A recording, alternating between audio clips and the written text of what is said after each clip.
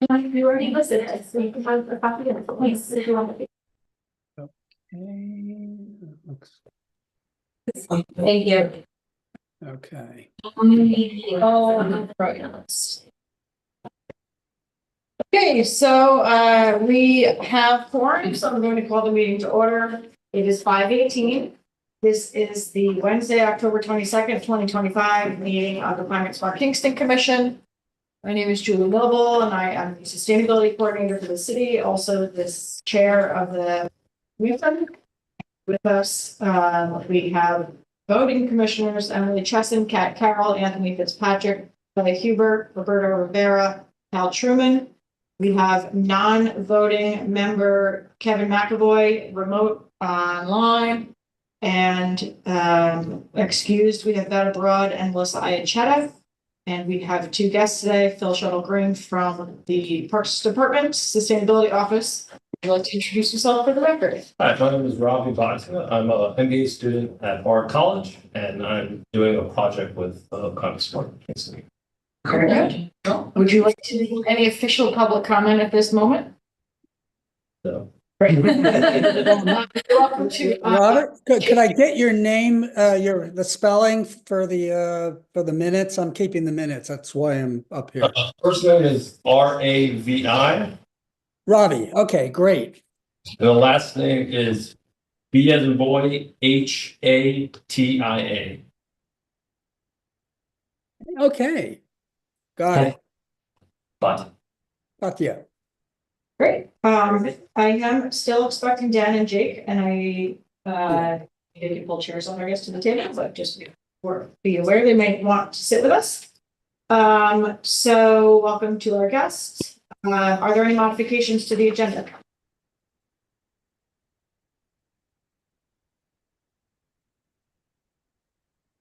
Here none. We will review and approve the September 2025 meeting minutes.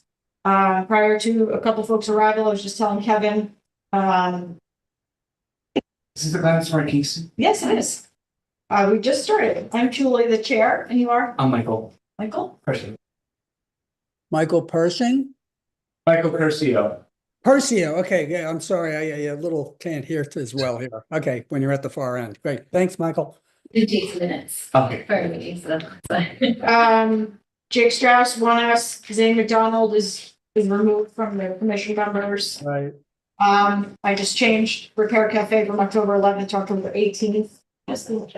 And the spelling of the Kingston email address, refrigerants. Are there any other modifications to the agenda, rather to the minutes?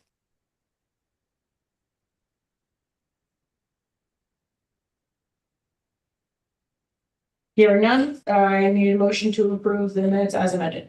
So moved. Sydney, is there a second? Second.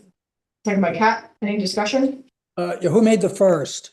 Anthony, Anthony. Okay, gotcha. And Kat on the second one. Okay, great. any discussion? All in favor? Aye. Opposed or abstaining?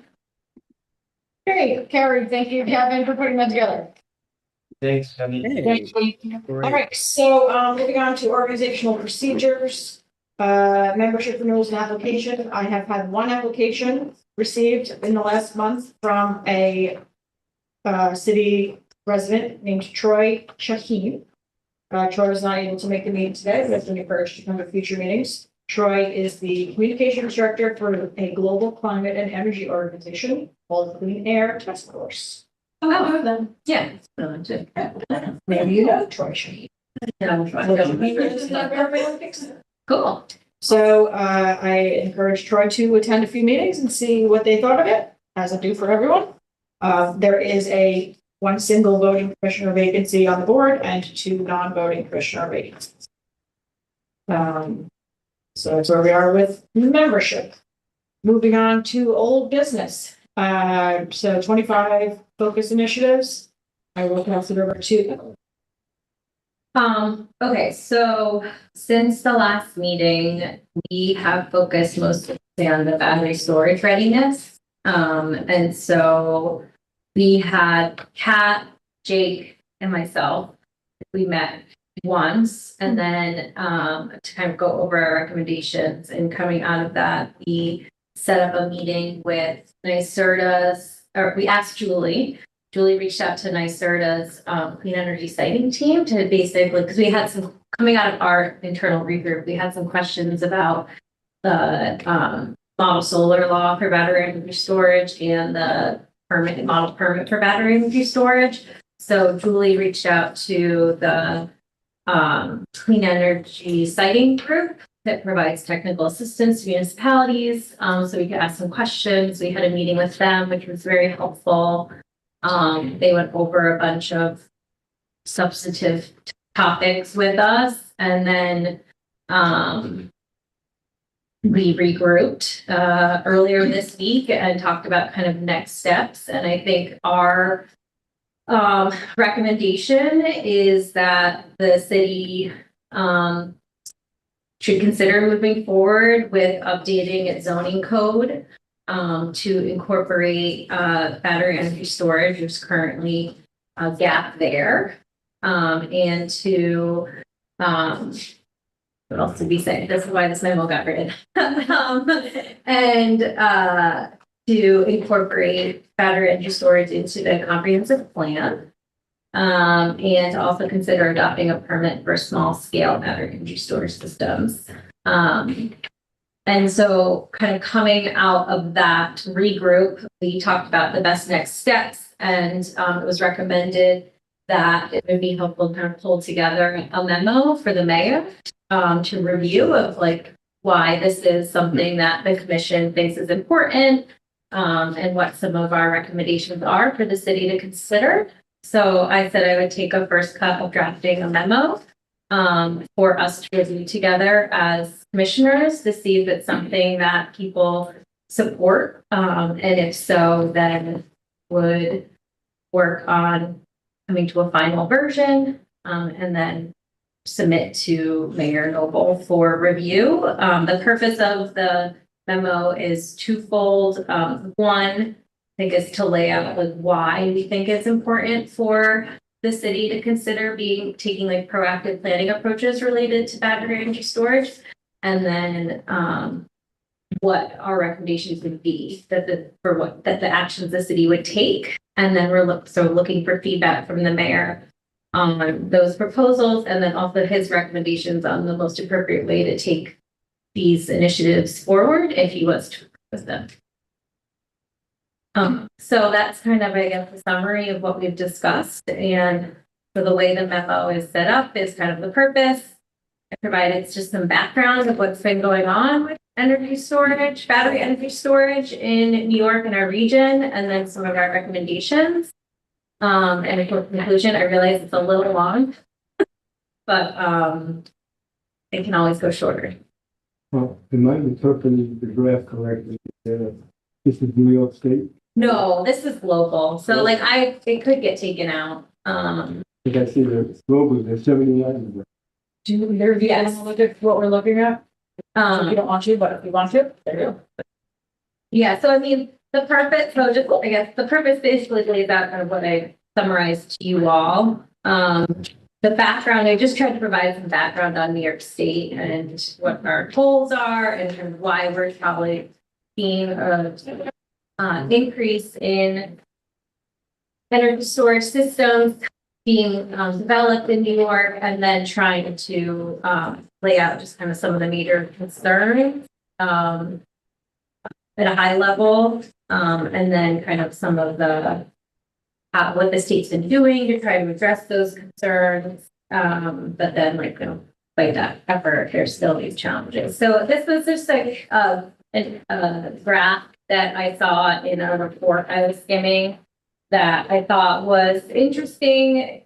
Basically, I think what it's trying, okay, it's global, right? It's not, Risk assessment. yeah, it's not just New York or just the US, but it's basically showing, like, I think as cumulative deployment of energy storage, battery energy storage systems have been increasing, the amount of like failure incidents, which I need to look up what they define as a failure incident, has actually gone down. So I found it Do we interesting. know how many there are in New York?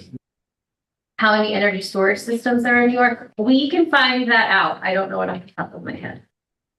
We can find out the number of energy storage systems that have received incentives through NYSERDA, which is it's not probably going to be 100% accurate, but it's like order of magnitude. Kim, did you want to just add the two? Because we could make her.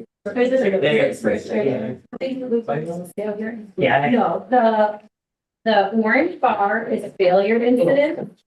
The per gigawatt hour, the light blue bars, I think, is the total amount of deployment per year. And then the light blue, sorry, the dark blue bars, I believe is the total deployment per year in gigawatt hours. And then the light blue is like the curve showing the cumulative. Huh. I could. That's unclear. Yeah. That's not your fault. Yeah, no. The dark isn't. What is the dark? I thought it was like cumulative, or not cumulative, I thought it was the amount of gigawatt hours. No, that's not right. That's the number of incidents. Yes, you're right. That's the number of incidents. Oh, and so it dips in 2020 because the cooler installations. Everyone was at home. Okay, so Yeah, the failure rate still goes almost to zero in 2024, despite the deployment of almost 300 gigawatt hours of Yeah. storage. There's good information here, but it's really hard. to It's really hard to follow, like, So yeah. maybe we could, yeah. If you ever take it out, maybe provide a little caption of explaining it. Yeah, either. actually, I like it. I like it. I think I having a think it little. needs to be not blurry and bigger, but Yeah, I can probably go back to the original document, that too. But anyway, there's also like a ton of, I put in a ton of footnotes. Yeah, I saw there were a lot of like. That are like need some more of this in here, but, all right, so let's decide how we want to address this. Obviously, no one has had eyes on it besides myself. yeah, I just like it to you guys. I have- What if these comments, some are editorial, some are like just clarification. Okay.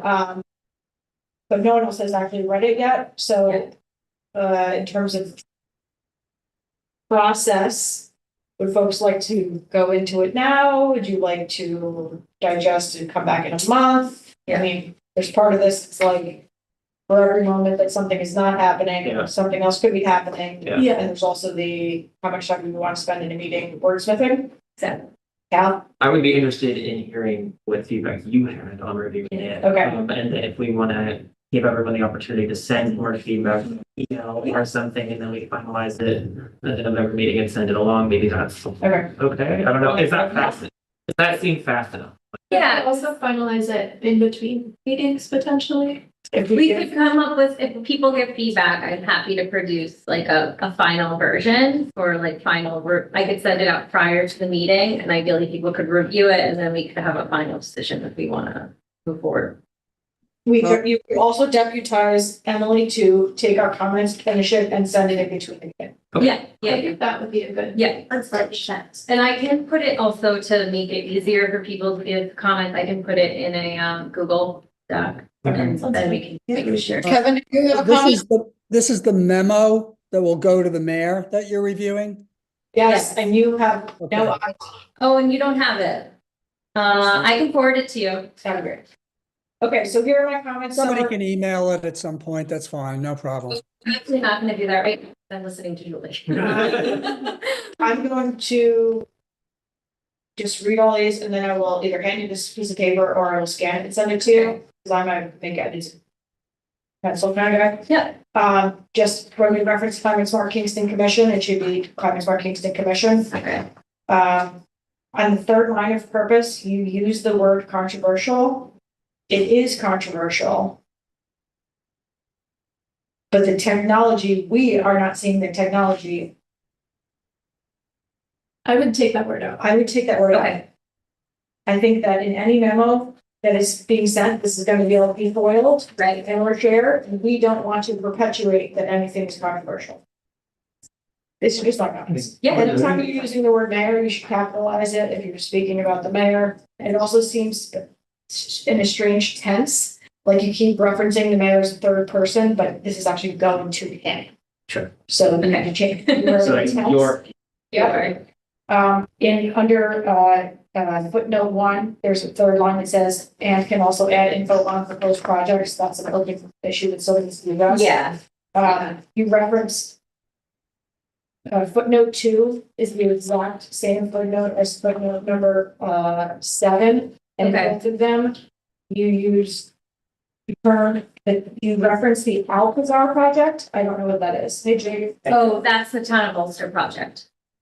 That's, where did Anthony go? He's in the school board. But he left. Oh, I didn't. Oh, Yes. Wow, that was left. that was so tell me. It just disappeared. Oh, so Anthony You is, still have quorum? yes, but, Good. okay. What? The Terrigen project is It's called called the Alcazar Alcazar. project? Mhm. Okay. I can pick one name is, What is the Alcazar, the title of what they're calling it? that's like the business name. It's Alcazar Energy LLC. I would use Alcazar Energy LLC project parentheses Terrigen. Okay. Also you reference city Kingston, town of Ulster, Hamlet of Modena, should be city of Kingston. Town of Black Hill has no E on the end of it. Sorry, what was it? Cameron, what? City of Kingston, Uh-huh. Black Hill has no E on the end of it. Yeah. On the second page, top paragraph, the last sentence goes into, for example, there were fires at a few earlier installed lithium-ion targets in the US, including blah, blah, blah. Yeah. Yes, that is fact. And I know that you go into later the rest of this. Yeah. But leading with that, I feel like you need to add a caveat that says like, however, data Yep. demonstrates that there were X injuries, zero toxins. Like, I don't know if we want to be saying all that, but that's all, it's all true what we heard. I think it would be great to even cite the things that they cite. Yeah. In the presentation. So just a little note caveat there. Again, 7, footnote 7 is the exact same as number 2, so if you are using it, it's fine, but you need to just make the same change as before. We just talked about the graph, which I actually really like, mostly because visuals are really fun. But we need to make sure that like this is not blurry, the thing's not cut off. Under recommendations 3.1, if I'm going too fast, I'm going to stop this next week. Under 3.1, you use the word energy storage chemistries, and then you continue to use the term chemistries, and that means nothing to him and nothing to me. And Okay. nothing to other people.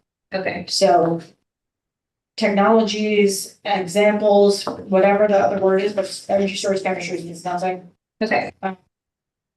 In each of the titles of your sections, you have variability in how you are capitalizing things. Make that Okay. consistent. Form-based code, not form-based development code.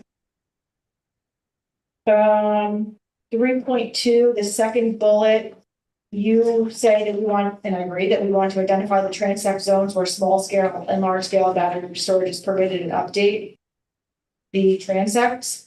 I wonder if we want to be, we're saying what and we're not saying how, but I wonder if on this one, we need to just say either how or who. So like this, if we see this as, this could be the only recommendation that is made to the mayor, possibly. We want it to be as comprehensive as possible, right? So like, if we say identify the transect zones where small scale and large scale, whatever is permitted, how will we do that, or who will do that? I don't know. I would reference the municipal renewable energy plan or whatever. So that looks at like hosting capacity for energy storage. Comes up sometimes. That's always been. Yeah, that's- That's the plan that, Brad and Bill. Oh, okay, the one that we've seen. Yes. Yep. Okay. Under 3.3, again, capitalize the word city when you're using it.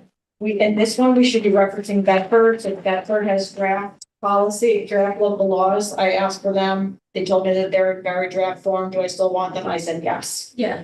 So we should be referencing other communities like this town of Bedford, whatever. Oh, and in regards to that, I have the names of some other towns from. Oh, from, Yeah, from the folks at HVRC and a contact that they have another different organization sent me some names of more towns who are. So that'd be a good place to do that. Under the 3.4, offering the trainers, I think we should also recommend participating in a site visit to existing systems as close as New York City, which are in Brooklyn and Bronx, there are examples that we could be visiting. And that's it. I think they started supposed to. I started this person. They are, yeah. Do you want to see the notes or are you good? I think I'm okay. Okay, Thank you though. yep. Okay. Otherwise, actually, it's really good. And I don't think length is a concern at all. An effective memo, especially something with something like this, needs to be articulated well, it needs to be well documented, and it needs to be thorough. I think that it is that, needed that it was that. Okay.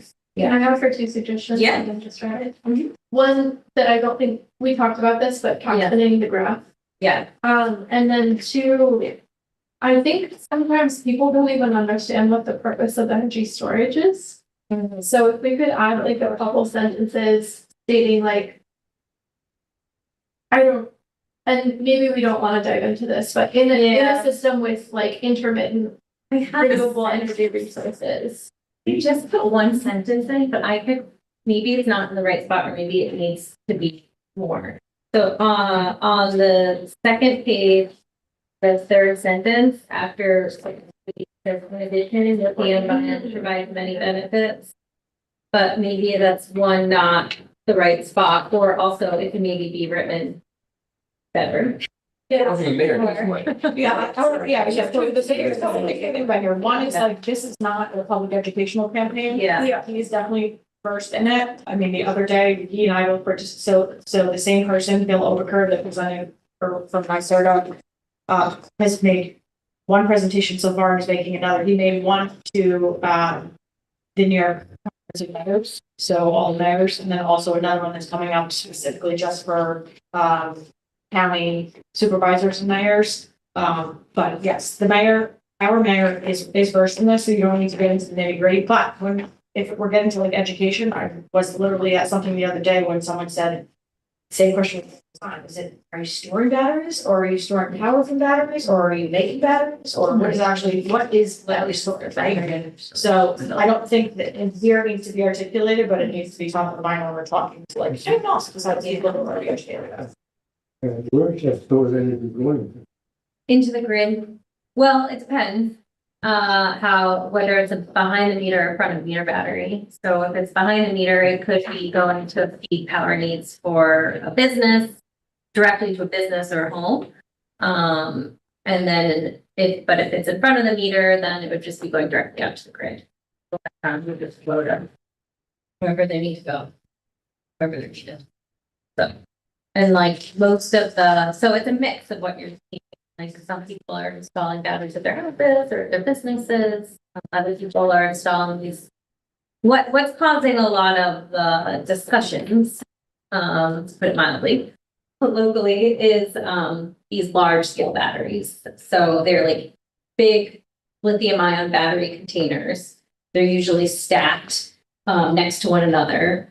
And they're being used to, there's no power source at them. They're just being connected to the grid, and they will take the power off of the grid to charge themselves. Well, yeah, and then they're basically there to kind of serve the need of the grid when it's needed. So like if there's a reason why all of a sudden you need a power source, the battery can then discharge. And so they can kind of serve a use similar to like a peaker plant, or like a diesel generated peaker plant that might come on during all of a sudden there's like a big surge in demand and the utilities are like, oh, we need more power. So Do you have any idea how the batteries would be recharged, as they recharge, how they're gonna be recharged? Well, like I think I think the lifetime of the battery itself is like Pretty substantial. 10 to 15 years. Based on So- cycles, number of times. Number of times the cycle, yeah. And so the company that owns the battery, they usually try to operate them. They have like an understanding of how they're going to be operating them. And so they kind of build into their financial model when they anticipate having to replace them. So they would plan for a replacement at a certain point in time. And if there is like a failure of one of the batteries, whether that's literally the battery just stopped working for some reason or another, they can try to repair, or they might need to replace it. But the only way they're charging is by taking the electricity. Yeah, it's also the case that when an electric vehicle battery has to get swapped out, the old battery still holds a charge, but not enough charge that the car can get its like 250 miles or whatever it is. And so a use for older refurbished vehicle batteries would be this kind of grid storage. That's one of the things that they can use. Yeah. Potentially, you have to stack all of the different batteries together and develop like essentially software that like accounts for all of the differences between each battery. But the short answer, But the short answer is, I think it's possible. Yeah. there's a lot of energy going into it. Trying Like to people. figure- It's a little energy. Trying to figure that out. Yeah. Recycle the batteries from things like electric vehicles, especially when you've got brands of electric vehicles with like basically the same battery every drivetrain. You can then potentially use that for grid backup. So that's like our recycling. All right, are there any other comments on this right now? I had a question as to what transects we're looking at citing these in, and whether it would be by special permit or as of right. So I think that's for discussion. I honestly skimmed the form-based code very briefly as I was drafting this. And I think it depends on how we define small scale and large scale. But I would think like the small scale systems could potentially be treated similar to how the small scale solar is the small scale Right, rule. right, that makes sense, sure. And so I think, I don't remember if those are special use permit. I think they were. I don't remember. I have to go Let me back. go back and look. I wasn't, yeah, I'd have to look that up. Yeah, like a residential battery, which would fall within the small scale, like I feel like that would just be permitted as the residential use. I don't know. So we have to, and I'd want to talk to the zoning people to understand what they think is appropriate, like in terms of getting to the how. Also, Julie, on some of these recommendations, like I'm not totally sure. I have an idea of what the how and who, but that would be something to probably flesh out a little bit more. Yeah, well, I think where I was going with the question is, are we looking at like T1 and T2, the conservation zones? Because when we were looking at large scale solar, we kept coming across that. And I was doing this with Melissa at some point. This was a while back already, like maybe 2 years ago. And we were looking at the Scenic Hudson solar mapping tool at that time. And they have a biodiversity feature on that in the mapping, and that very roughly corresponds to our open space plan and our community preservation plan. And you'd have to be careful how you do it. You could do it the way Point of Praise had done it over there. But now that we're looking at battery storage, it's like, where do these plants go? So that's a different discussion. So we'll see. Yeah. I think for the utility scale, it has to be next to, I mean, to be economically viable, it has to be next to the substation. And Mhm. the only big one that I can think of in Kingston is the one that's on First Ave. Maybe there's another one in Kingston. There's one, I think, over the town line. It's off of the rail trail, the O&W, the Kingston Rail Trail. Well, that's the one that's decided this one. That's the Yeah, entire- right. Well, that was one of my questions. Are we looking at that area along Chocus Creek area? Yeah, Kevin, this document does not propose what areas. It says to review recommendations proactively, but it doesn't say which. So that's not what we're trying to figure out right I Right, think okay. I'm diving into the devil in the details, I suppose. So, with that, now. Someone needs to make those decisions, but they aren't proposed in the document, and that's not really the role of this particular document. got it. Okay. I just have one more question. I don't think it's spoiler. How would this project of the battery storage facility benefit Kingston? So this, what we're doing here with this memo, the potential recommendations, this is not to support, this is not to promote or like go against any specific project. The goal here is to really just help the city come up with the rules of how battery energy storage systems could be developed in. So if any homeowner, business owner, project developer comes into the city, they can look at our codes, and know, okay, this is like, if I found a site that I think is a good site for a large scale project within the jurisdiction of Kingston, these are the rules of how I go about doing it. Or if I'm a homeowner and I want to solve, this is how I go about doing it. We're not taking any position on any specific projects. It's just to kind Okay, of. so this could be provide like any guidance. kind of energy storage. And then at the end of the day, if there was anything like larger, like if there's any system, it's then gonna be up to the people who make the decisions and do the permitting and review applications to make a decision of whether that system should be approved for specificity or not. So it's not specific.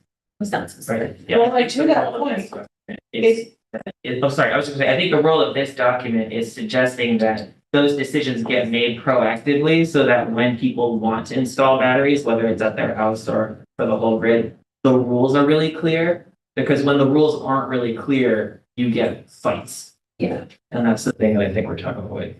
so, but I think that Roberto actually raises an interesting question in that,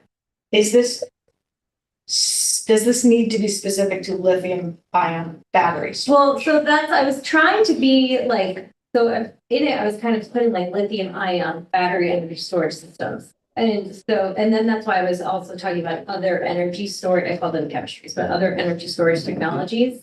Like we can make it, right now what you're mostly seeing is lithium ion, but that doesn't mean that a couple of years down the road, you might not be seeing other technologies. Hydrogen or- Right. Hydrogen or iron air or flow batteries or whatever. So those batteries are probably gonna be large scale. So I think like you could, I don't think you're gonna be seeing those types of technologies in small scale. I could be wrong. But anyway, it's something for us to flesh out how we want to deal with the other technologies outside of lithium ion. Just one more question. Yeah. Wait, hold on, I think we should get to the bottom of that. Did you have a comment about that? Oh, just one other thing that came up in our little Nova energy implementation plan was pumped energy storage. Yeah. So Mhm. that's not Like even, hydro. yeah, like Pumped pumping water from Rondout Creek, I mean, it's absurd, but like pumping water from Rondout Creek maybe to the top of Password Park or something. Just as like. Yeah. That one's a little different. Right, it's different, but it's like if we're talking about energy storage. Energy storage technology. Technologies. Yeah. I think we That'll would start to have to really address broaden that entirely. this though. because What is that? It's energy storage, but it would have to be permitted and zoned entirely separately. Or like, So I would batteries. consider that a different category of battery, because it's not even really a battery. It's, No, it's an energy storage technology. It's not a battery. it's not a battery. Well, that's a battery, isn't it? Well, depending on how we define battery, 'cause it's just about like different. Chemical batteries, I think is what we're. It's not a chemical Yeah, battery. it's not- Yeah. Hold on, so Roberto got a question. Just one quick, if a resident of Kingston. Yeah. Went to a Tesla and said, okay, I have a solar system, but I want to have, Put up a power I wall. want to put a power wall. It just have to be in the, no, they can do it without. That's just. No, they would have to get a building permit, I think, to do that. Just a building. not a facility. on the building permit piece, like it might be helpful to look to like the closest analog is diesel and propane backup generators. Like Mhm. you're configuring a home or business electrical panel like almost the same way, just in a couple different nuts and bolts.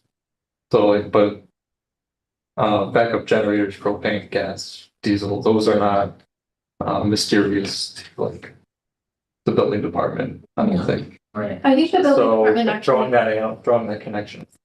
Yeah, like we already basically have this is just a different form of those systems. That did be explicit. and I think they already have a process for permitting residential batteries. It's just, it's not as clear on the website as it could be. It would be nice to have that separate kind of toolkit, like application. That should be a Yeah, recommendation. It doesn't really exist Well, I in the think building that- code or on the. It says It adopt a says permit for adopt small a scale permit gas for small systems. scale. I have another question about a potential recommendation. Yes. Which is, and Roberta's question brought it up, should there be any recommendation? Say if a developer of a large battery comes in to Kingston and says, I would like to put this here, should there be any requirement for them to provide public outreach and education around that? I mean, I feel like that's kind of. I don't, how are other infrastructure projects dealt with? Like, I kind of feel like it goes to permitting, right? So, It's permitting, but I think like some solar projects, I think do. yeah, it's kind of up to right now, I think the way it works in New York at least is it's up to the developer of that. Right, and it's a smart thing to do, but not Yeah. all of them do it, so we No. could maybe ask them to do it, require them to do it. Yeah. Where would what type of policy does that go into? That would be a planning board, probably a planning board requirement. Would that go in the comprehensive plan? Like if you were reviewing policy and like local laws, like you were doing a like code review, like I'm a developer coming into Kingston, or I found a site, it's in the city of Kingston. And I'm reviewing the rules to figure out what I need to do. Like, what document would say that like you're required to hold a public consultation prior to submitting your application? Maybe the permit application itself says something like that. I don't know, and I don't know. And that's like a special use, I mean, I'm assuming a large scale project would require a special use permit. I mean, Kevin, you probably know the answer to this better than I do. Yeah, I would think, well, I was just looking at the form-based code, but that doesn't cover batteries to any great extent. But, yeah, with just ordinary, renewable systems, you know, for a small scale, it doesn't require much, but but some of it does require special permits. And then the question you're sort of asking is it going to be subject to secra review? We just saw that Alcazar was subject to secra review in the town of Ulster. Yeah, I think it's And there more was a like dispute over whether that should be type 1 or type 2 action. right, a type 1 or a type 2. And typically when they have a large project and they're doing a type 2, they do all the mitigation and then they vote on the type 2 as mitigated.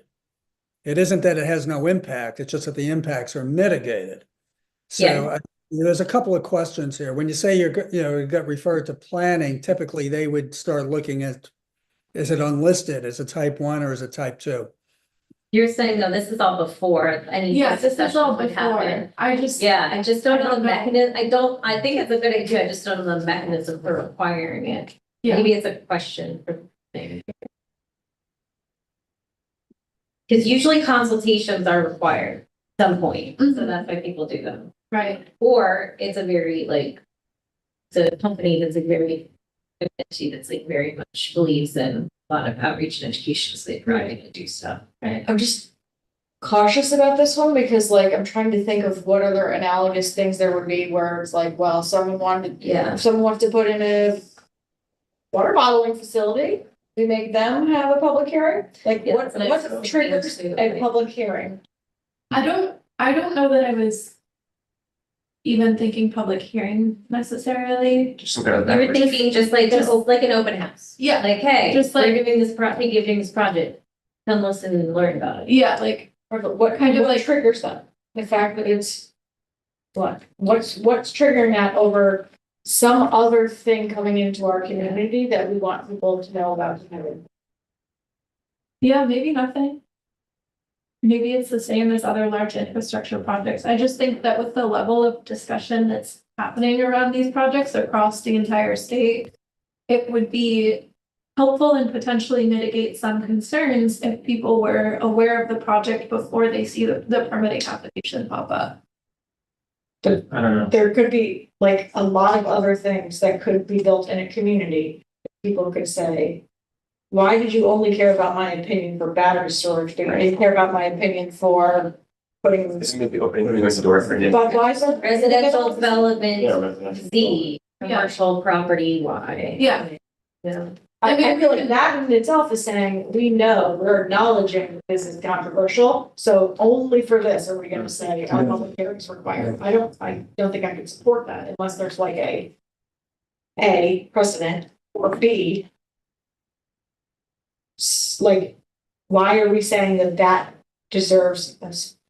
And we're all about open transparency, people can provide their public input on everything, but like, why would we call that out on this specifically and not on lots of other things that also happen? No, that's fair, and we don't have to. It was just a question about kind of education and stakeholder engagement. But there are safety issues involved with battery storage. What's There's safety issues involved in a lot of things. Right. I mean, what if you want to put a gun range in the middle of the I was just thinking that. as there was, right? A block from here proposal for a gun range. I mean, there's a, maybe, Natural gas. Yeah. maybe it could, maybe something explicit could be stated here of Climate Smart Kingston is prepared or interested in being, serving a role of education. If you feel as though that's something that Climate Smart Kingston should be doing, please let us continue that conversation. You know, and that can be part of it. I think that's a good idea.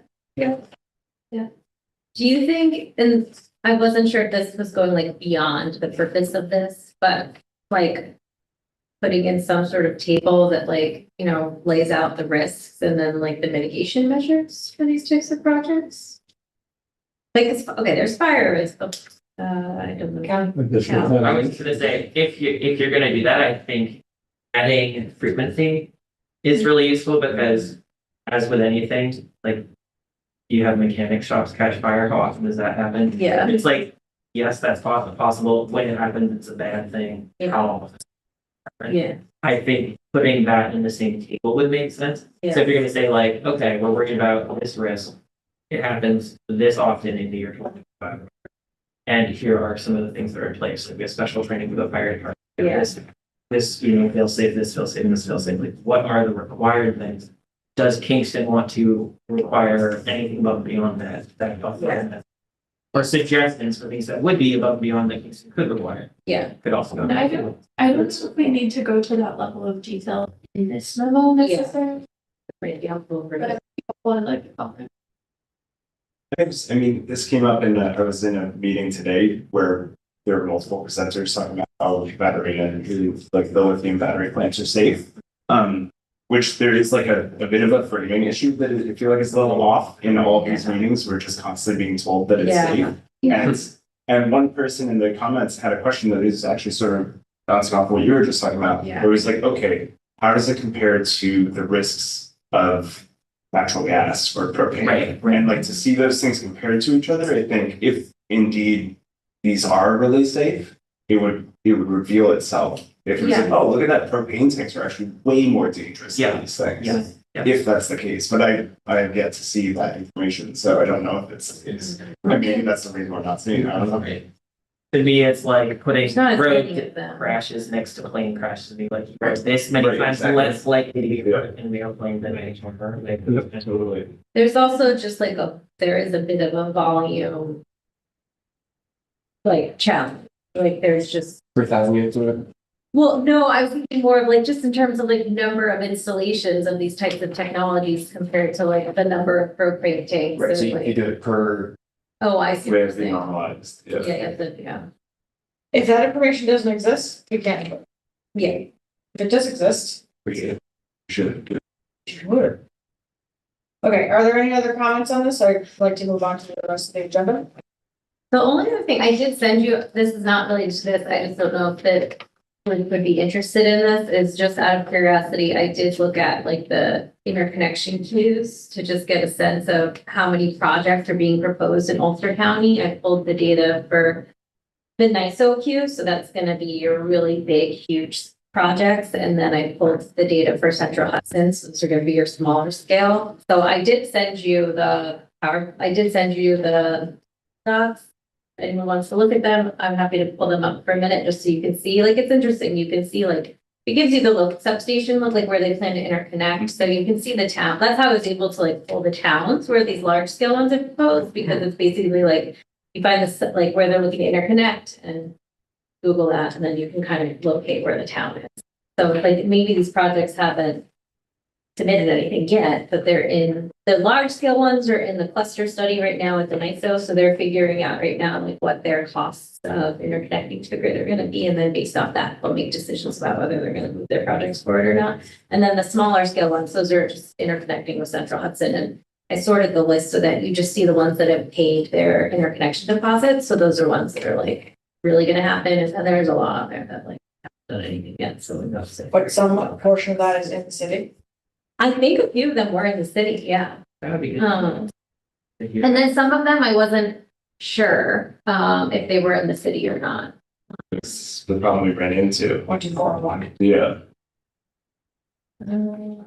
Presumably they would have like a location also. So if you started by looking at 12401 and then you looked just at those. Yeah, they tend to just say Kingston for 12401. What's the, Yes. what's the password? The Wi-Fi password? City Hall 2001. It sounded like, That's good. well, maybe it was just the NISO ones that had the substation. Or, Do you want me to bring it up? I have it right here. Sure. Which we can do one that. do you want me to bring up? We could start with the NISO one first. And then we could look at the Central Hudson one. And this, I just pulled these off the data, the websites. There's nothing like proprietary about this information. well, publicly accessible, but nobody knows how to look at it. Yeah.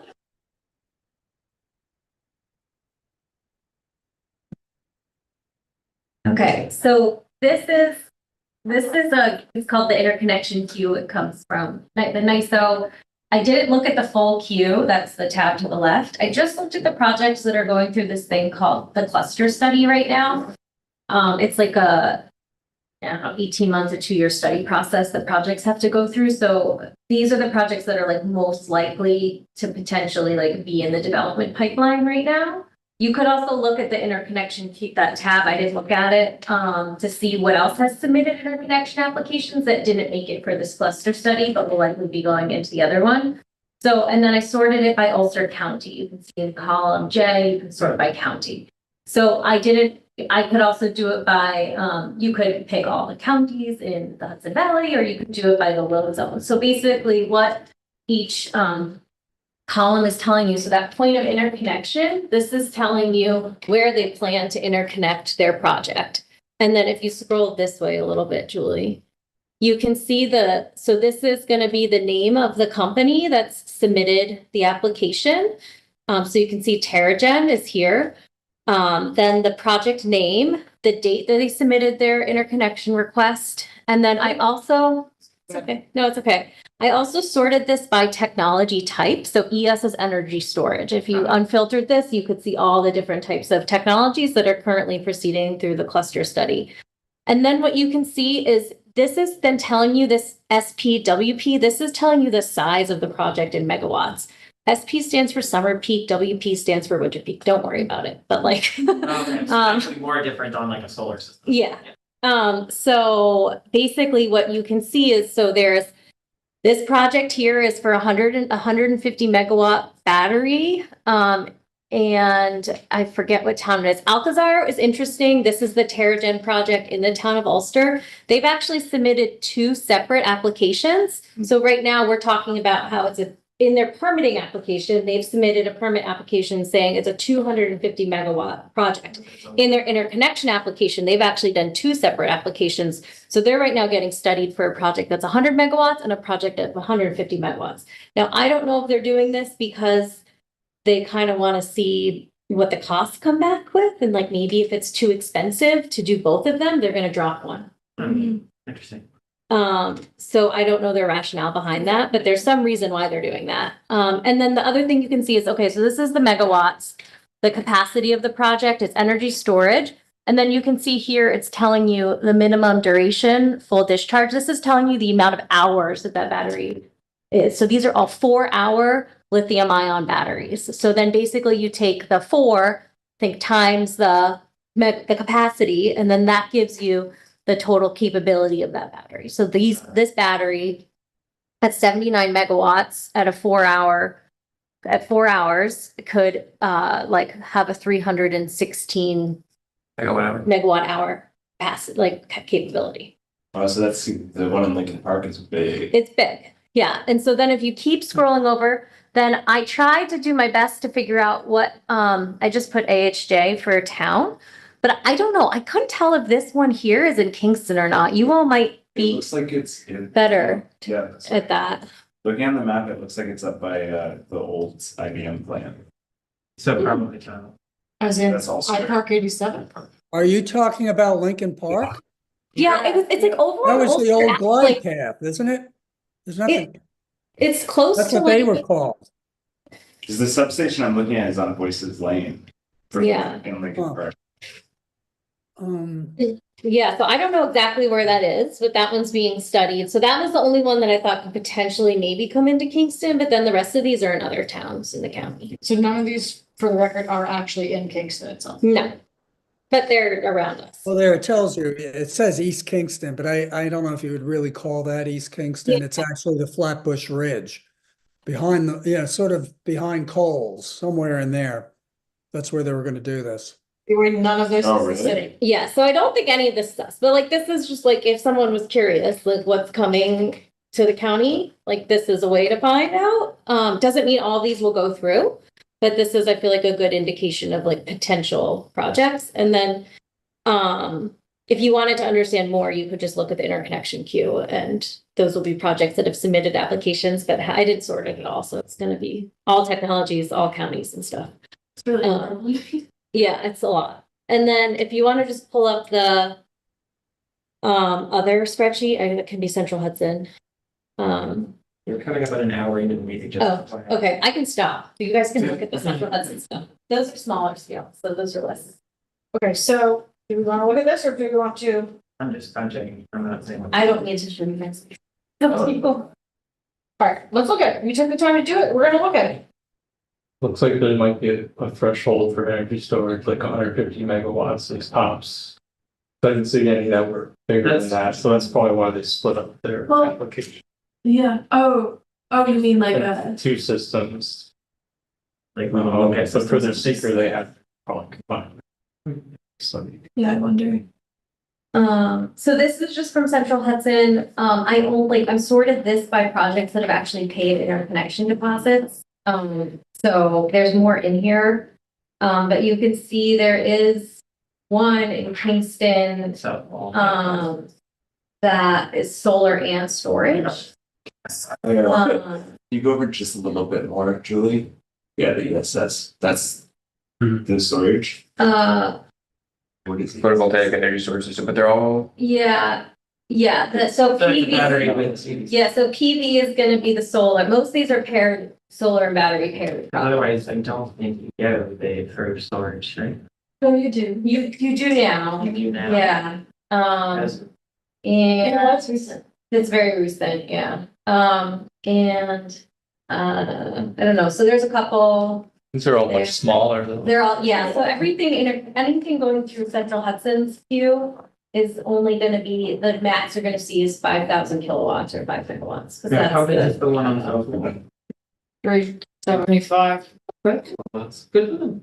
So yeah, so like those are, so this is like when 375 kilowatts, that's not a huge battery, it's not tiny. No, it's- Decent Is size. it Wall Street, the one that's down in Wilbur? Yes. Interesting. So, Okay, so, action on this. Yep. Are there any other comments at this time? Is there any, we want to wrap this conversation up, but are there any other comments at this time? So I would say that if you want to take action that would happen before the next meeting, you all would need to someone would need to make a motion to allow Emily to take comments between now and X date from this commission, incorporate those comments and produce a final memo, which would be presented to me, which would then be presented to the mayor. An alternate option is no resolution this time. People take from now to the next meeting to review it, provide comment, and then the next meeting and action statement. I would prefer to go more quickly. I don't know if other folks agree with that. But maybe a reasonable deadline. Today is Wednesday, so maybe we could do next Wednesday, we would have our deadline for comments and then Emily could review and get it over to Julie. Are you making a motion to that effect? I am making a motion to that effect, yes. Is there a second? Any discussion? Okay, so the motion on the table is currently deputizing Emily to take your comments between now and Wednesday, go with the date. I honestly, you guys can have until the end of the week. I'm not gonna work on it before then. I would say let's wait till the end of the month. Until the 31st? Yeah, so, yeah, sorry, when I say end of the week, I mean then. Take any comments and to Yeah. incorporate them for a final Yeah. version, which will be presented to me and then the motion. Okay, so that's the motion, and there's no other discussion, all in favor? Anyone to close? No, no one else to oppose. Okay, so, great, thank you. Okay. I will be looking for that. Thanks. Everybody. Thanks, Emily. Thank you, Emily. But, yeah, and I'll send this around after the meeting in a Google Doc. I'm like, just so you know, I just sent around the web copy, and I put it in a Climate Smart Kingston. Oh, you already did? Yeah, Oh, great. I sent around the web copy, like, not of this, Oh, okay. the copy of the website, sorry. Sorry. All I wanted to point out is that there's a Climate Smart Kingston Google folder that already exists. Oh, okay, That's linked in that email. okay. Okay, so, moving on, by the way, our guest, if you want to interject at any time, questions at any time, issues at any time, feel free to just jump in. So at this point, where there's no action, there's no to discuss on solar readiness or EV readiness, correct? No. Website, I just sent around I had sent it around a couple months ago. I just re-forwarded that email to everyone. I'm gonna use the same deadline of next Friday.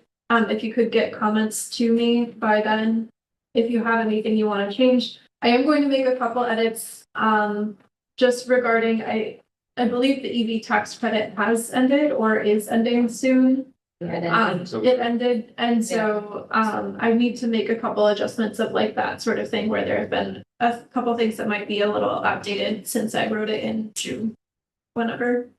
But yeah, please feel free to comment, flag anything that you want.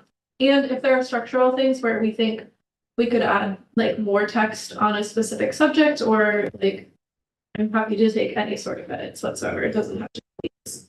So. great, thank you for doing that. All right, moving on to outreach and education, youth engagement. Environmental ed programming is, we did do a day in the life of Hudson River last week. That's happens all around the valley, for actually the whole region. That was a great day with most high school students. But otherwise, I think it's a little smattering right now. This is kind of the season when school's just started, school programming hasn't really started yet. Or the programming happening yet, right? So I would say at this point, we're still just doing registration for the rest of the year. Workforce ops and green jobs. Anyone have any reports on that? Action. Okay. Conference on the environment is starts tomorrow evening. It's been consuming my entire life, so I'm excited that this weekend it was here. We have 160 people registered, which for this particular conference is probably a record. We don't probably have that many for this conference. I've been going to it or involved in whatever way since like 1999. Wow. Usually it's like 75 or 100 people, so 160 is pretty amazing. Tomorrow afternoon, if you aren't planning on participating in the conference, you can still hang out with the conference attendees. We're hanging out at Blue Duck Brewery from tomorrow from 5 to 7. Okay. Just pay your own way. And it's people from all over the state, most of the West Valley that are gathered together. Saturday, Friday's programming, it's hybrid. If you want to participate, you can still register. And then Saturday's field trips. You can just do the field trips if you don't want to do anything else. Where the field trips go? There's 2 in the morning, 2 in the afternoon. The morning is to either the Cornell laboratory to see their solar voltaics that they're putting in. Cool. Oh, And then there's also Hudson Valley Seed Company. Yeah. And then there's also it's gracious. phonology research. There's a phenology, Looking at there's a your- phenology trip. Phenology. Place, Study of change. study of change, like, what? It's not like, And that, I'm looking at your agenda. oh, wait. Okay, so Saturday morning option from 8:15 to 11:45 is the phonology research at Mohawk Preserve, which is a 3.5 mile hike. Then community composting facility in Hudson Valley Seed Company. Then the afternoon option from 12:30 to 3:30 is green facilities at Golden Hill, Ulster County Area Transit Bus Garage Electrification, or Cornell Hudson Valley Research. So that one, the Cornell one, is agrivoltaics. Yeah, they have like a research apple orchard up on the top of the hill, and they were gonna put in solar among the maybe grapes, but they're already in grapes with solar. Entire plants result. Yeah, it's great. And then see how it changes the like sweetness and the yields. We also, I just found out that we will have Assembly Member Glick, and Senator Harkin present. They're leaders of the Environmental Committee Legislature. And they'll be doing our speaking at lunch. PM speaker Stephen Posner, dinner. It's gonna be great. That sounds really. Congratulations. And so yeah, register if you want to, but at this point, I'd rather frankly they didn't because I'm already. It's another name tag. Write your own name tag. Okay, moving on to clean energy reports, building decarbonization and electrification. We are almost complete by the end of this month or beginning of next month with the 30% design for City Hall and the Annie Murphy Neighborhood Center for the decarbonization projects. The project, design and construction management has actually been handed over to the engineering office. So I'm still managing like the NYSERDA grant and all that kind of high level stuff, but they're managing the building part of it. I'm not a building engineer or any kind of mechanical engineer, so that's just things that they're managing. We also decided that we aren't going to be doing any geothermal test wells, although that was originally part of their design, but we aren't going to be doing any yet. And we are working with NIPA on that project. What was the reason for mixing the wells at this point? Oh, I don't have enough. There's a couple things at play. yeah. One is that we are purchasing / renovating. There's a building right here across from the fire station that's going to be made into an auxiliary fire station. Oh, cool. And it's going to be fully, it's going to be carbon neutral as far as I understand. We're going to be using geothermal. And the timeline of that is faster than the, like, we're right on that right now. We're going to be doing geothermal wells there. Oh, okay, so you don't need to. So we're hoping that we don't need to, but we also understand that our understanding is that even with geothermal test wells, like you still have to make some massive design modifications once you actually start doing it. Okay. So there's almost this like, for $265,000, do I really want to do a couple test wells that may be moot? Like, it, Yeah, yeah. you know, That makes and so there's a couple of things at play, Okay. but mostly we're just not doing it yet. Yeah, that makes sense. If you do it for one project, it's not It's too far away. It's Right, literally right. It'll about be 200 pretty close. Yeah, yeah, It's no, that's really great. like- You'll get good information from that. That's fine. Yeah. So that's the building decarbonization. Also, I will just say that the nature center has electrified, so they have moved to the heat pumps, which is great because we have a lot of charitable exhibits there. So they'll- Yes. Oh, yeah, so they need a lot of.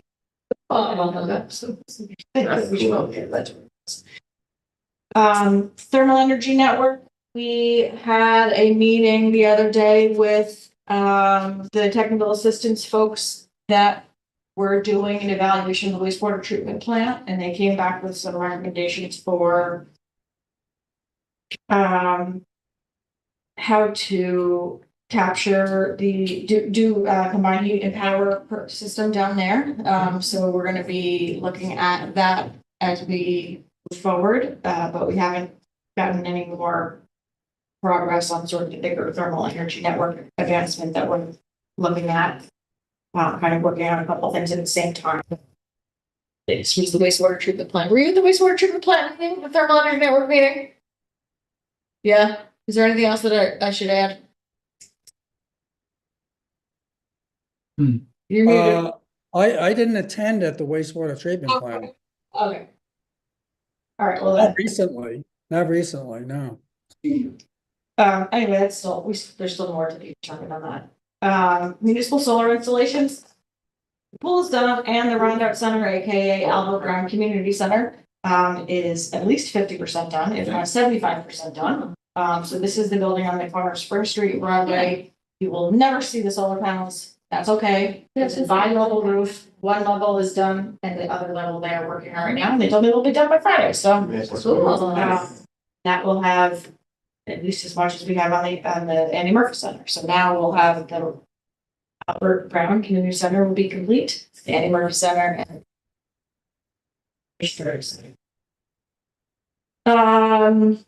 I don't have anything with CCA or community solar. I could say something. I've connected my house to a community solar project Great. and I saved $15. Oh, you did? But that was just 2 emails I got. So I spent a long time waiting for it to come online. Yeah. I received 2 updates saying I've saved about $7 per update. That's cool. And then I haven't looked at my central Hudson bill to verify. Because I avoid central Hudson.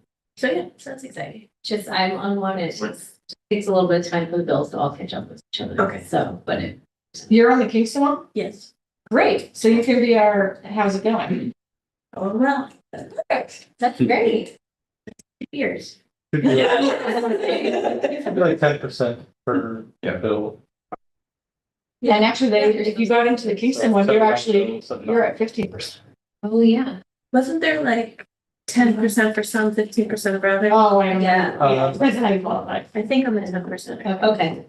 Depends on how valuable that resource is to like the area, the whole, it's the meter stack, so Right. how they Okay. value for that electricity. Well, I'd love to hear continual updates on how that's going. From a person who's participating. Yeah, if you don't mind. Sure. Excellent. And I don't have anything on hydrogen either. Do you have anything on hydrogen? No, okay. Moving on to sustainable mobility and land use, the fleet transition. Oh, Roberto, I have something on hydrogen that you might like. Yeah. There is, the state published the 0 by 40 techno-economic assessment of, I forget what this acronym stands for, but DEFRS. Oh, yeah. Yeah. But one of, It's a terrible it's acronym. it's, Yeah. yeah. I always have to look it up. But they included hydrogen in their techno-economic assessment. So if you look up, it's on the next webpage. 0 by 40 techno-economic assessment, you'll see their section on hydrogen. 0 by 4, 0 by 40. 0 by 40. This is 0 what by 2040? So it's part of the CLCPA requirements, Yeah. zero emissions electricity grid. It stands for dispatchable emission free resources. Wow. It's a word that New York made up. We made it up, dispatchable? Made it up. Dispatchable emission The free. first, dispatchable, the acronym, That's all. dispatchable emission free. Trying to stay on there. I love saying all these words are made up. People say it at work and I'm like, Like, oh, what? It makes me so mad because we made it up. Here we go. And I want it. But also it is like, it's very crucial to, yes, Okay. that, it's very long. It's like 500 pages. I've just been Great. perusing sections that I find it. Like they have a section on hydrogen, long duration storage, they have nuclear, they have all sorts of interesting. So This document is 53 pages, so this might be like. is that like a That might be a summary? This is final report, so this might be like. Yeah, it's. You'll find it interesting, I think. Okay, thank you. For sure. All right, our city fleet transition. I don't know if we have any more car vehicles in the queue. Not that I know of. There's DPW talks a little bit about getting a EV. I think maybe they are, and we're getting our rebates. This is our last dose of, well, we've already submitted for our last dose of federal rebates, and then the DC rebates are open right now. It's pretty incredible because at least the last vehicles we got for the police, when you subtract $14,000 of units from the cost, they become pretty affordable. Yeah. They're like one of the cheapest cars you could buy. And So- people love them. Yeah. They do like them. That's good. Which ones do they love? If the cops like their electric cars, they will talk to their friends about Yeah, it. they- Electric cars. they have- It's the ultra changer. Yes. They have had issues with the battery charge. Meaning it's Like- Like they're running it so fast, because they go on It's not always they go for. user. My guess is they've got a lot of User stuff plugged in. Right. And it's running up, you know, they've got like consoles and Yeah. things that are running that close from the same battery as Yeah. mine, so. Plus, I'll probably never guess the mileage that's supposed to be when you buy it. So I think that's a big part of it too. Yeah, sure. Are those It will wear it. Yeah, that's the white one. White one. 1-year-old? Yeah. So do you have twice as many? Not necessarily, so I agree. right now, I think it's admin, right? So, yeah, so there's 8 that are for detectives, so they're not driving the same way as patrol is. Gotcha. And then there are 4 that were originally purchased with the idea of being for patrol, and I don't think any of them are used as such right now. I think it is admin that's using it.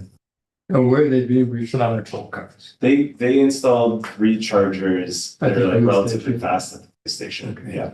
And then they also were figuring out how to get it so they can just charge at any station. But right now, they plug in at the station. As I mentioned, we did order 2 electric garbage packers. We expect to get those in June. So it's gonna be a little bit of a production, but as part of that, we will be also putting in charging stations at Department of Public Works for those. So EV infrastructure that is going in.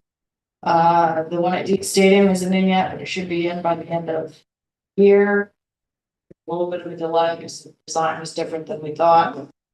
And I am now in contract finally for the DC fast charger down at the visitor center. So now I can help to start with that, move that forward. Oh, we have been talking to Volt Post, which is did I tell you all about Volt Post? Yep. Did I talk to someone? And then actually I ended up communicating with lots of other communities. We had like a sustainability staff conference from people all around the state. And lots of other communities have been talking to Volt Post. We decided to decline. Their model is plug in or add this aftermarket thing on the side of a lamppost and you plug in curbside basically. But we found as though there were not any friendly locations where that would work well in Kingston. Using the criteria of like, we don't want it to get hit by somebody because the pole is too close to the road, or the spots are not perpendicular, so then it would be like in a weird way attached, or the wires are overhead, so that wouldn't work.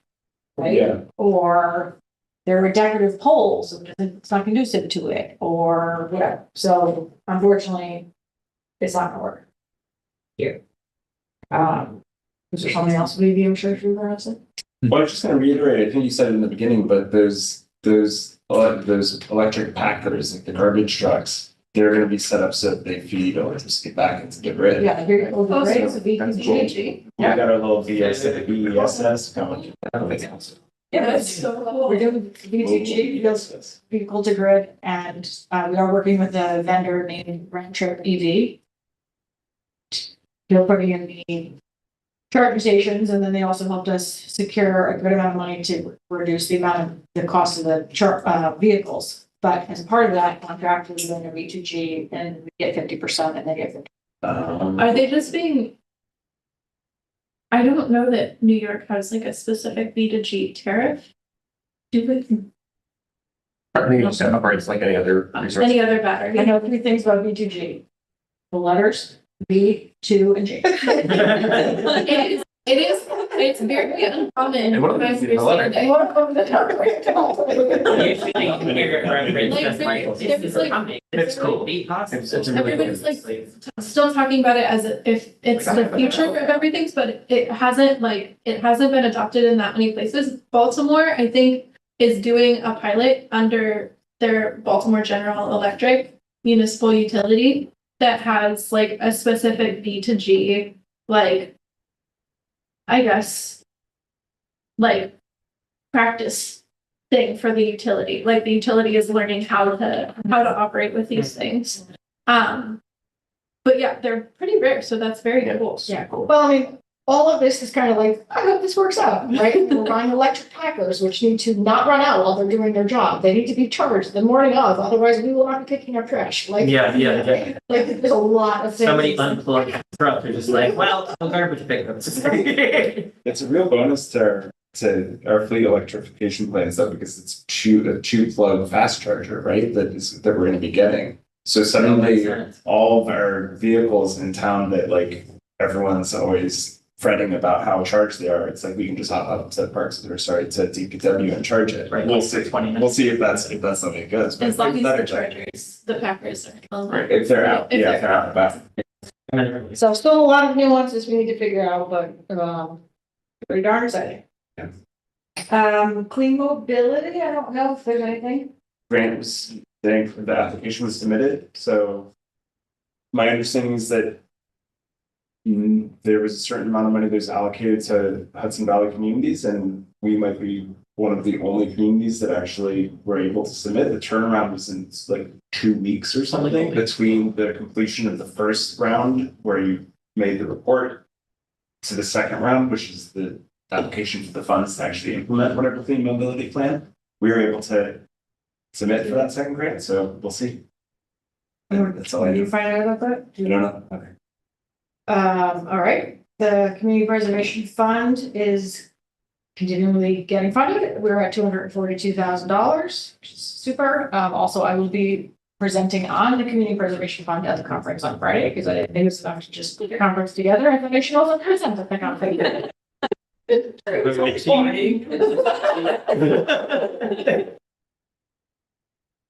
Idiot. It'll be over soon. So anyway, it's going great, but mostly we're working right now through prioritization of how we will decide who gets what, but in the meantime, it's growing. This process will go on for over a year or 2 years probably. Repair Cafe happened. I went, it was so great. Oh, yeah, you were at my house meeting. Mayor and I went, what's up? You met my house meeting. You met Jamila. Yes, Yeah. that's right. It was super, and it was like the busiest weekend of all, in the city. When we were there, it was not super busy, but it. Yeah, apparently it was dead most of the day, just Yeah. because there was so much else happening. Yeah. Like during the Neil King. Yes, it was. Heavy overlap. Yeah. But it was great, and we went into it, I kind of said like, they're kind of looking for feedback on how they do their ticket thing, and we came up with this whole plan, and we walk in and they presented the plan, and it was the exact same plan. Very, very well done. I don't know if there's anything else you want to say about Repair Cafe. I'm sad that I missed it. Sounds like it was a great one. I have not had a debrief with Melissa and Martha about the October cafe yet, but next one's in December. So Do you have a date? do we have a date? Great question. It's usually the third Saturday of the month. So hold on. If we keep that, then it would be December 20th, and actually I wouldn't be able to be there. So I'm going to lobby to make it a weekend earlier, but gonna be Sorry. mid-December. And how is the location decided? We alternate between Redeemer Lutheran and the other one. Okay. Yeah, he was asking me about that. He's like, the parking is terrible. And I said, yeah, but look at how convenient it is for people to walk here. Yeah. So I believe that you all should. Great. Refrigerant management program, the actual work is very close to being done. So the inventory is complete. The plan itself is in draft form. It's being pulled together, the different components of all the different components of the plan. And I would surmise that we'll have a draft out soon. Include also some outreach, including stickers, magnets, just social media stuff, signage, lots of different types of outreach related to managing refrigerants. I don't know if there's anything we wanted to add, something involved in it. No, I mean, I looked through all of the requirements from plans of our communities and we checked all the boxes. Oh, good. So it looks Oh, like right, it's you were a. having a big plan, right? We did. We did. Oh, yeah, we got re-upped on silver. Okay. Yeah. One, And my understanding is we were actually the highest scoring in the state. Amazing. So First to gold, let's do it. first to gold. But It is we- gold ever.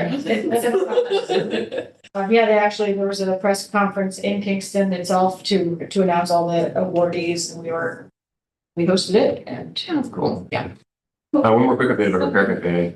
yeah. So the leader of Sustainable Hudson Valley, who's like the head of the Repair Cafe organization in the region, apparently suggested an idea of an article to a New York Times reporter to cover the burgeoning Repair Cafe movement in the state.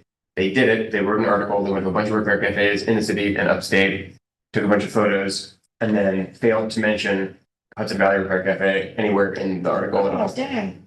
wow, that's pretty, yeah, the New York Times, you said? Yeah. Typical. Yeah, difficult. So now there's a long email thread back and forth between Repair Cafe organizations, which demonstrates includes they're pretty mad about it, yeah. But the article is cool. What was that? Hmm. What was it out? I think it was yesterday. Did they mention Jim at all? They said that it came from Europe. Wow. They did not mention Great. Yeah. info. Didn't mention him at all? Was That's, he the guy who started it? And well, brutal. read the book too. He's like Literally a what? Didn't he tragically die? Yeah. He was, yeah, Yeah. collaborator. Funny. Dang. Burn. Yeah. Times burn. All right, moving on to Kingston Organics. We're up to 622 families, 1,242 people, 82 tons diverted. Oh, And we had put out a survey to everyone who participates in the drop-off program, aka phase 1. Which is 622 people, 355 people replied. That's outrageous. That's so high. I thought you were gonna be people were like, I was like, yeah. Filled out a survey and meaningfully filled it out. Holy moly. Wow. It That is is the estimated thing. significant. That happened. Yes, Yeah. and Everyone so knows food. feedback, and overwhelmingly of those people want the curbside. Of course. With some, some concerns that were taken into consideration. There was only a couple comments of people being like, here you are again, wasting taxpayer dollars. That's so funny. Yeah. You signed up for Organics One, like, why are you doing this? We did decide that, at least for now, because based on the results, that enough people still want us to keep the drop-off sites, that we're going to at least keep them for 6 months to evaluate. And it's likely we're going to start registration within the next 2 weeks. Holy moly. Compost them like belt me. It's finally gonna find out. Is there also like a cap Right. on how many people can participate? Well, the limit is not going to be, as far as we can tell, not going to be space or weight in the truck. It's going to be the amount of time it takes the truck to get through the city. So right now, on a given, so we do trash pickup 4 days a week, Monday, Tuesday, Wednesday, Thursday. Friday is saved for a yard waste. If it's a holiday, everything gets pushed back. On a given Monday, or Tuesday, or Wednesday, or Thursday, 4 garbage packers, and 3 or 4 recycling trucks go out into just the Monday route. So that means there's 4 garbage trucks driving around, so there's a quarter of the Monday route needs to get picked up by each truck. Yeah. We're now adding just 1 organic I was truck gonna say. to that day. And I'm not currently doing it as a, you signed up, so you need to go to this house, and this house.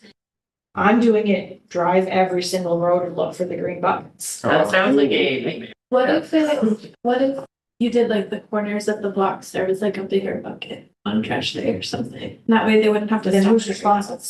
And there's 350 roads in the city of Kingston, then have. The people who live on that Yeah. corner may have an issue. Right. Yeah. That's true.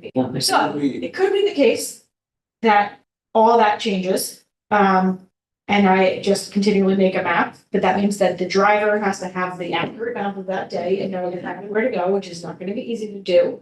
We all understand all this is complicated, Yeah. but if we go with that route, that way, then one truck has to drive the equivalent of all of the roads of 4 other trucks in this 8-hour workday and get to Upper and back. Yeah. It's a lot. Out and then Okay, I have 2 questions. One is, what led to the decision to have it be the whole municipality instead of starting like with a couple of neighborhoods and then expanding out? A couple things. One is that this administration, aka Mayor Noble, said, go it all. We're not going to say, why don't you pick Julie's neighborhood first? Sure. Why don't you pick Rich neighborhood first? Why don't you pick whatever neighborhood first? Yeah. So no alderman and no anyone's gonna be like, well, why don't you pick them first? Sure, okay. Also, based on even just the feedback we got from the 335 survey, Yeah, we asked people to tell us what day of the week they have their trash, and it is nearly unbelievably equally divided between Monday, Tuesday, Wednesday, and Thursday. I think, okay. And so, and we also just wanted to just go out because the economies of scale are gained by having more. Okay. And to put an entire another truck on the road for just one neighborhood, we Yeah. didn't feel like it was justified. Okay, that makes sense. That said, I have no idea what the response is going to be. Sure. It could be 335 people that want to do it. It Yeah. could be 1,000 something. It could be 20,000. Yeah, There's all of this we have to like navigate as we go, including but someone lives in an apartment building, and what if 12 people in that same apartment building want to do it? Are we gonna have 12 buckets outside of Goslin Towers? yeah, No, we're going to give them a tote. Right. And people will need to dump it into the tote. I see. You got a question? Yeah, why not just have everybody do it? Why is it, what's the Top shadows about him. Yeah, if you don't want people to pick up your compost, you just don't put out your compost. And if it's really contaminated, just chuck it in the garbage and say like, oh, well, this week didn't work and we can educate as we go. Like, why even have this initial step? I mean, maybe this is something we can talk about later. No, I mean, we have gone through this saying that the least friction is voluntary and free. The highest rate of the least amount of contamination is also voluntary and free. If we make it mandatory, we are going to have to deal with people who are like, this is not what I want to do in my life. I'm going to not care. I'm going to put contamination. Why won't they just put their food into the garbage and not do anything? And not participate. Yeah, that would make sense. But how would I know? You'd have to be pretty vicious to. I mean, I'm sure there might be a few people, but like when we talk to big cities, they have compliance. Like the other cities we've spoken to, so. Also, composting is not mandatory on any, besides the state generators that are producing more than two tons a week, and the county level generators that are producing more than 0.5 tons a week. It's not mandatory. So for the city to take an action that is mandating something that is not mandatory on a state is also not something that's mandatory. Oh, yeah, no, that wasn't the suggestion. Well, are you saying to make it mandatory? Well, I don't think initially you would make it mandatory, because the people have to be educated first, but if everyone could get a tote. And then. Use it or don't. Give everybody a bucket. Yeah, because then Yeah. at the very I least. thought any that's truck what you were goes saying. around. I misunderstood. I'm not giving everyone a bucket. Okay, I don't have to come pick up. You have to sign up. If I sign up, then I get a bucket. If I don't sign up, I don't get a bucket. okay. I see. At least Okay, and you're saying, That's a good. why don't we just give everybody a bucket? Well, yeah, because then we're gonna get this, then the truck's gonna be driving around and it might turn onto a street and there's no bucket. Correct. And it might be because the people didn't sign up and that, I mean. But the answer is that we don't have the funding. There's no funding. There's no funding for everyone to have it, and it could be the case that, so. Just, I know everyone's a big, hopes are up. No, it's both. Registration is probably gonna start in the next 2 weeks, but we're not starting to collect until any time before April. Cool. So that means from now till April, we're going to have to figure all this out. Yeah. And it could be, okay, there's 3 streets in that neighborhood that no one has signed up. We're going to skip those Yeah, streets, that makes sense. you know, and- Or, sorry, yeah, go ahead. is there registration is gonna cap out something, or could we hypothetically register every person in the city of Kingston? Like, is that, I mean, that would be a good, that would be a good tool for educating. It's like register. I think I can't imagine that everyone in the city of Kingston is going to think this is okay. I have 355 people who have already registered for Kingston Organics Phase 1 and who are now telling me this is terrible. We're never doing this, you're wasting our money. I'm not going out of this process. You know, 355 of those people. No, not 355, but some amount of them. And incidentally, also as part of this process, we just decided today, then I'm not only going to tell people, you're going to get a tote, but also here's the code. We're going to continue to have you use drop-off locations. So that could also increase. But right now, I don't have the money, nor do we frankly have the time for a truck to stop at Every house. 6,000 or whatever, 2,000 stops a day. Yeah. So right now, there's about 2,500 stops per day for garbage. So that's currently divided by 4 trucks. We just don't have the capacity with one garbage truck, one organics truck to stop at 2,500 homes. If we were to have I that, think 11,000 homes in Kingston. But maybe I'm mistaken. That's residential exclusively. well, yeah, 1,000 divided by 4, Is it days? 2,500 a day. Oh, it's 4 days garbage pickup. Right. Yeah. Excuse me. Yeah. Just the second question I had was, if you're doing yard waste pickup on days, why couldn't that also be organics? Because aren't they all going to the same, like, does yard waste not get put in the same place as food organics? Now, What's the yard waste goes to our transfer stations, the Kingston transfer station out on the boulevard. We process it there, we chip it there, and we manage it there. Oh, so there's We do not specific accept things that count as The yard. food goes to all Scary's. Right, but I guess I thought they were all going to get composted together. This is things like branches, not like grass. Branches and grass, They both go to the Yard. Kingston. just food goes to Upright. You cannot Okay. take food and they cannot take our yard. Interesting. But they're gonna use the same drum. Okay. That's funny. Now, I feel like We want- my yard waste and food go in the same compost. So like, that's why I was like, are you putting your yard waste into my Kingston organic? no, I am not. I am not a citizen of It's this. done. I am not a citizen of Kingston. So you're reporting it, because I know there are people that are reporting it. Right? No, I have my yard. The survey when people are like, this is so great, I've been living in stories and bringing stuff to Forsyth Park.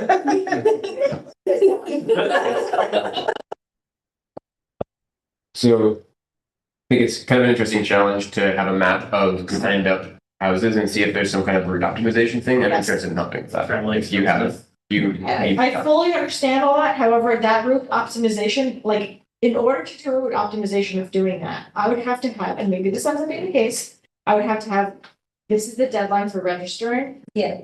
Per month or per quarter or whatever, you Right. register by this time, I Yeah. make a map, I give it to the driver, and Yeah. the driver knows that for this quarter, that's what you're driving. Yeah, That could happen. yeah. That's good. Or we do this big push, and then by April, we say, okay, stop taking registration.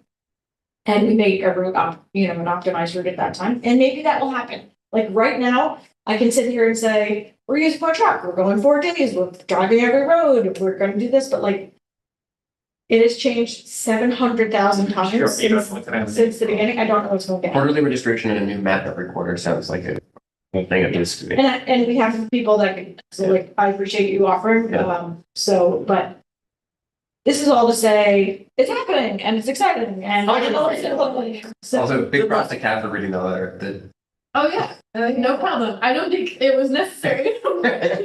They unanimously voted yes, but. I appreciate, we Yeah. appreciate. Yeah. I don't have anything in food systems policy. And Nancy's not here, so I don't know any updates on that. And my only update on the Kingston Point Resiliency Projects is city was awarded an additional $1 million for the Kingston Point Beach project. Oh, So we now have a $4 million grant and a $1 million grant, and it's probably gonna be a $6 or $7 million project for the beach terracing. Sea level rise was like, so that was from Department of State, that is going to supplement the other funding. Cool. was that through the CFA Yep, application that you did? I don't have any other new business. I don't have any communications. Does anyone have any events or updates, or announcements? I wouldn't mind having just a little introduction for you guys. So Bard's City Lab, I have recommended that we apply for them to come in and do a project with us. So they're gonna be working with the city of Kingston for like until, I think it's in May. Yeah. On basically coming up with like cost benefit analyses for different sustainability strategies that are directly focused on greenhouse gas emissions reductions for municipal operations or just things happening in the city. And hopefully you guys are going to interact with them through this process, through some outreach, and maybe you can help with directing them towards different sustainability actions that they should look into. So is it municipal operations, not Is this residential? the project? Yes. Yeah. I think we're gonna focus mainly on municipal operations, Okay. but if there are things that are that the municipal government has more direct control over that are not municipal, then those would be involved as well. But that I think it would be, hopefully you guys will be able to have some say in what kinds of things they should look into. And the eventual goal is to come up with basically a toolkit for looking at the cost per metric ton of CO2 equivalent that is not emitted. So something that's very quantitative that when it comes to budget season, whoever is determining the budget can look at these values and say, okay, this is going to be the cheapest, the best bang for our buck. Right. And we're gonna give the interns some utility on, on how they figure this all out. But it could be anything from like, they'll be using 100% recycled paper and what's the value of that? Or like, should we have a 4-day work week because it would be less greenhouse gas emissions? Or like, it could be anything, looking at operations and things we have a handle on to see what the impact could be. Basically to give Phil and I, like, this is what you should work on next. So you're And we not already- aiming to, sorry. Okay. I was going to say you're not aiming to design a tool that does this, but you're aiming to provide kind of a report. Is that right? Well, maybe one way to think about it would be like it's a tool in the sense that the way I picture it, and this is the consultants they're gonna figure it out. But the way I was imagining it when we were drafting this proposal was that it would be like a spreadsheet that had a few different variables that you could sort the spreadsheet by. So a tool of sorts, like maybe not something that's like can be manipulated in terms of how you want to prioritize the things that you're doing. Not something like input X, you get X out of it, not like that could be tool. Okay. But we have not really started yet. We have a pipeline meeting so far, and so this will unfold over the next many months. Right, but If you wanted to provide any, Yeah, well, I think even extending from that and listening to everything that I've been hearing, I think another value is not just helping provide information in terms of what you're doing and what you can also do, but then a lot of what we could talk about is really getting that education and marketing piece out there for the community. And that's how you can get them on board with more of the work you're doing. If you want to expand composting, hopefully by presenting all this type of information and letting that out to the community of all this good work, and that would encourage them to participate further. And then for me personally, I actually am I've been here for 4 years. My wife and I have a small business here. do you do Kingston Organics? Just asking for a friend. I live in an apartment, but I would like to talk to them about, we've been talking about if we could have a little community garden at our apartment. And so I think composting would be, excellent if we can bring that on as well. Sorry. This is a random thought I'm just gonna put into the discussion. But this would not be for municipal operations. But one thing, I know Kingston did this in the past. I have no idea how effective it was, but with all of the incentives going away for clean energy, for solar, I should say. And also a lot of the state level incentives for solar are kind of for like residential solar are starting to basically be used up, and there won't be more coming in the short term at least. doing like some sort of like doing solarized campaigns again or something like that. Like I know those were a long time ago, but just trying to think about ways to like help bring down the cost now that like there's no, there's not as much support as there used to be. So I would say technology is getting better and cheaper. So like in the next 10 years, there's potential for like 50% of the world to be energized by solar. Yeah. And so as it gets better, granted, in other parts of the world, like you said, then we'll get to benefit from that technology. And I think that should be more cost effective. Yeah. So, I guess we have a kickoff meeting sometime 28th. 28th, and maybe we can figure out what to come back to Climate Smart to like gather input and have Yeah, those kind of conversations. yeah, because it would be awesome. I mean, it's like there's a billion things to look at, So so many it'll be awesome to have everyone's input to help these guys figure out. And yeah, And then like you know these things, so like when we get that you. They just like this much. Nobody- To think about it. but that's the kind of thing where it's like, what if like maybe there's municipal like granting program for. Or like a solarized campaign, but for heat pumps Yeah. or something. Yeah, no, I think They the did that. technology's very good. Yeah. Yeah, they did that. And like there was solarized for solar, there was Right. solarized for heat pump. What was it called for heat pumps? Clean heat. Heat smart. Clean or heat smart? Heat smart was, Yeah. I might be saying it wrong. I feel like right. it's been like a few years since they were doing that. They and, stopped like- all of them because Well, they gave it to the house, is what they Oh. did. Well, the house has so many things that. Yeah, I'm not saying that's the right thing to do, but that's. So the organizations that were holding the Heat Smart campaigns and the Solarize campaigns, many of them received hubs contracts. Mm. And so that work got sort of subsumed into the hubs. Is that functional? I can't speak to that. I think it would be But I also more functional think that to it's do a a- municipal. Yes, I think Yeah. that's right. I We agree. could talk about it more. I don't, it's good, but yeah, yeah.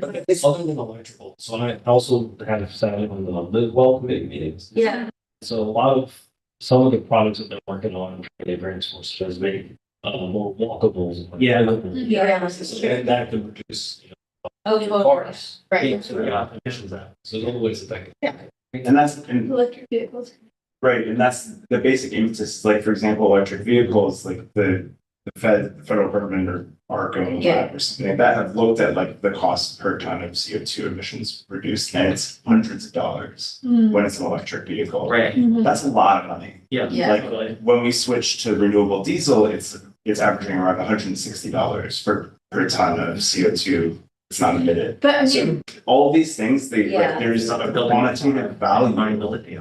that like Yeah. maybe the effort to put in like sidewalks so Like walking is costs better for all. is like it's $5 for a tree. Yeah, yeah. Yeah. You know, like, and be fun to that's see. information that we Yeah. don't have. And you put more green cover on the walkway, so that's. Yeah, like all these things, Canvases yeah. and things, yeah. as someone who looks at GHG emissions some of the time, I know how complicated some of that is, and I think I'm just worried about the tool aspect of it. If there are numbers involved in the spreadsheet, could get very complex, and that's why I was like, maybe a report, which is like a point in time, right? And it like provides a lot of the same information, but it isn't necessarily like you put in whatever you want. And then you get like updated results in 5 years if you change this value. So I don't know. I like when I was working with HVRC, we were attempting to put together a municipal emissions inventory spreadsheet Mhm. that would allow folks to say, okay, we installed heat pumps in this building, we got this engineering estimate, we got this estimate of how much carbon it would reduce. And even doing that, it was immediately so complicated. And so that's kind of like just the perspective that I'm bringing to this, is that like it might make more sense to do a point in time for some of these projects. Yeah, this definitely, I don't I don't think know. that, yeah. Sir, it wasn't, I don't think the thought was that it was going to be something that can be used in perpetuity. Okay, It is more of a point in time thing, but like the tool, the framing as a tool as opposed to a report was an attempt to make sure that it was quantitative. As opposed see. to, because we have a report that was written for us a few years ago Mhm. about renewable energy implementation, that they modeled a lot of stuff, Mhm. but the report has absolutely none of the sort of the nitty gritty of the model. And we're years into the time frame that the model is modeling, Mhm. and it's like, it's basically worthless at this point. Yeah, Like, forecasts you don't know are what's like going a on. fun thing that Yeah. like are literally useless after 5 days. Right, so just something where it's like you could see it and you know know what was going into it. I think that's, I see. yeah. I See what the thought was. Well, I'm excited about This was, we are here as well. Phil's gonna be taking the lead on, working closely with the bar folks. Thank Um, you. and Robbie, I don't know if you want to say anything else? I think that was a great discussion. I'm just excited to be here and like I said, being a citizen of Kingston and now wanting to also try to contribute to my community. So inspired by the view. I'm excited for this one. What's your local business? Social media marketing. Oh, maybe you want to write or something. We're historically bad at. Maybe something I'd be happy to. We have a Facebook. And Michael, I don't know if you guys want to ask or contribute to, or if you came for anything specific, or. Yeah, thank you. I'm Michael. Jake invited me. I currently work in like sustainable forestry, mostly in West Africa for the federal government. That might be changing for reasons. But I've been involved with like sustainability stuff off and on since college, mostly in like food systems and agriculture basis. So yeah, met Jake a few months ago and figured I'd show you that. And I live in Rosendale, so although we have a Kingston mailing address for some. Oh. Thanks for the reason. Don't call me asking me if you're making some organics. Don't get me started. Because it's always like take a little detour, you know. I know, great. Well, thanks for being here. And as I did mention, there was a vacancy, a voting commissioner vacancy, and 2 non-voting commissioners. And you'll see what we do. Is there any other business? Oh, we do need to look at November and December, at least November, because. November, because that's the week of Thanksgiving, I think, yeah. We are not having a meeting when it's currently scheduled for either November or December. Yeah. So if you one at a time, or at least just one. Yeah. So November, the last week is totally out. So we could either, and as is the case for December, final week, last week is totally out. So we can either move up for each. Or we can combine into one meeting in early December, or we can cancel, whatever, but we cannot meet the final week of either month. The third week, maybe? The third For week, the 19th. can people do the 19th? That's one. Want to know? 19th.